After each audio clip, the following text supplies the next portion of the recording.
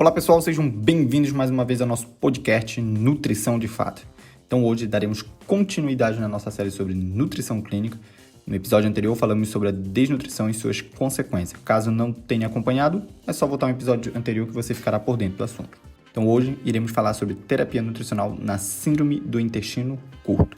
Então sabemos que o intestino tem várias funções e essas funções geralmente exercem em cima dos alimentos.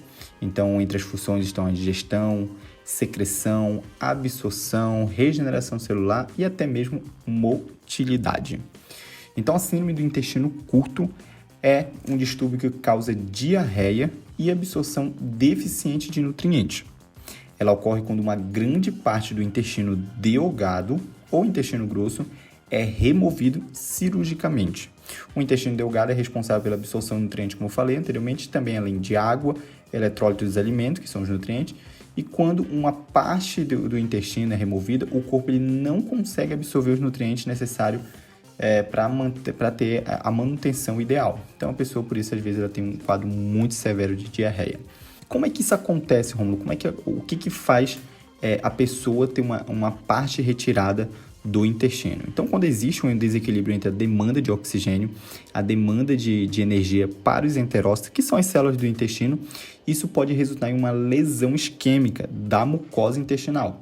E pode ocorrer em qualquer lugar do trato gastrointestinal e cerca de 60% dos eventos isquêmicos ocorrem no cólon.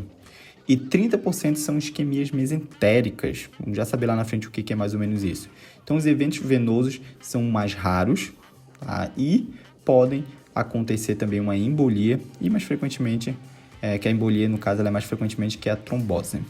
Então, basicamente, a síndrome do intestino curto é um infarto. É como se fosse um infarto do coração, mas é um infarto de alguma região do nosso intestino.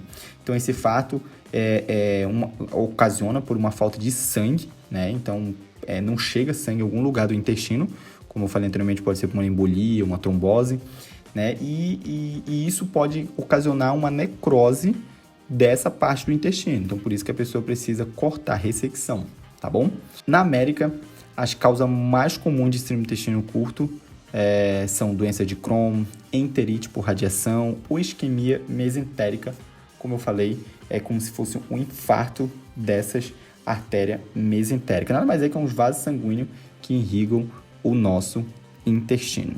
E tudo isso pode gerar uma série de problemas de saúde para o indivíduo, como, por exemplo, emagrecimento, uma desidratação, diarreia, esteatorreia, que é uma diarreia com gordura, má absorção e até mesmo a normalidade do equilíbrio hidroeletrolítico, potássio, sódio, cálcio, enfim. E quais são os sintomas das doenças vasculares que podem gerar algum tipo de isquemia? Então, agora eu vou falar os sintomas mais comuns quando uma pessoa ela tem uma isquemia, né, uma doença vascular do intestino. Então, a pessoa ela pode apresentar dor abdominal intensa, sem local definido. Essa dor pode ser contínua, levando até prejuízo da função e com o exame físico inicial inconclusivo, tá? Então, muitas vezes o paciente chega no hospital com a dor, ele fala que está com uma dor ali na região, não sabe exatamente onde, e o médico ele não consegue fazer um diagnóstico só com o exame físico. Então, 20 a 30% dos casos associados à dor crônica pós-prandial, então a pessoa come, a maioria dessas pessoas, ela, após comer, sente essa dor, pode ser um indicativo de uma doença vascular mesentérica, tá? Que mais? 20 a 30% dos casos pode não surgir dor intensa, então a pessoa tem uma dor ali, né, fraquinha, e ela, às vezes ela pode ter até uma doença vascular mesentérica. E lembrando, uma doença vascular mesentérica é quando há uma falta de oxigênio, falta de sangue em alguma região do intestino. Pode ter uma distensão abdominal, né? Pode ter hipotensão, pressão baixa, pode ter febre, tá? Com paciente com mais de 50 anos. Que mais? E também pode ter sangramento intestinal. E aí tem que fazer uma pesquisa de sangue oculto. Só lembrando, então, que a síndrome do intestino curto, a pessoa tem um problema de má absorção de nutrientes e excesso, às vezes, de diarreia. E tudo isso depende o tanto que foi retirado do intestino, que a gente chama de ressecção. Então, tem a ressecção iliocecal, tem a ressecção jejunal, que é só retirado do jejum.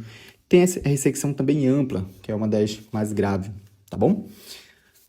E quanto mais tira, é isso que vocês precisam entender. Então, quanto mais se tira o intestino, mais compromete a saúde do paciente, podendo gerar, então, quadros frequentes de diarreia e até mesmo uma intolerância à lactose, tá? A pessoa, ela adquire essa intolerância no consequência da retirada do intestino. Então, quando ocorre uma ressecção de 40% do intestino, geralmente resulta em só a má absorção, mas aí geralmente o paciente ele consegue se adaptar muito bem com o tempo. Agora, quando existe uma ressecção de mais de 70%, aí já complica a vida do paciente, então nesses casos temos uma situação mais grave, podendo levar então até a morte. A ressecção não acarreta somente problemas de má absorção, mas também existe uma secreção gástrica aumentada, existe deficiência de sais biliares, alteração no esvaziamento gástrico, também existe uma alteração no trânsito intestinal, então é por isso que tem muita diarreia, e também existe problemas hepáticos e até mesmo problemas renais. Tem problema de litíase, que é pedra na vesícula, e também pedra renais. Pessoas que tiraram uma porção do intestino têm muitos problemas com diarreia. Isso é bem característico da síndrome do intestino curto. Então, precisamos tirar a lactose desse paciente. Caso contrário, a pessoa vai continuar tendo diarreia, podendo levar a uma desidratação, que às vezes é uma situação mais complicada. A pessoa pode ter distúrbio psicológico ou psiquiátricos, em consequência de deficiência de vitamina do complexo B, principalmente a B12, ou melhor, a biotina, tá? E aí está a importância, então, de sempre suplementar e também sempre dosar os níveis de vitaminas no sangue. Em relação ao que a pessoa vai comer, vai depender muito do pós-operatório. Vai ser administrada primeiramente uma dieta parenteral, aquela dieta que é como se a gente mandasse alimentação direto no sangue do paciente. Dependendo do caso, vai ser necessário diminuir o consumo de fibra. A gente sabe que as fibras elas fermentam, as bactérias intestinais elas fermentam, gerando assim ácido lático, e esse excesso de ácido lático pode gerar problemas de saúde na pessoa, a famosa acidose metabólica.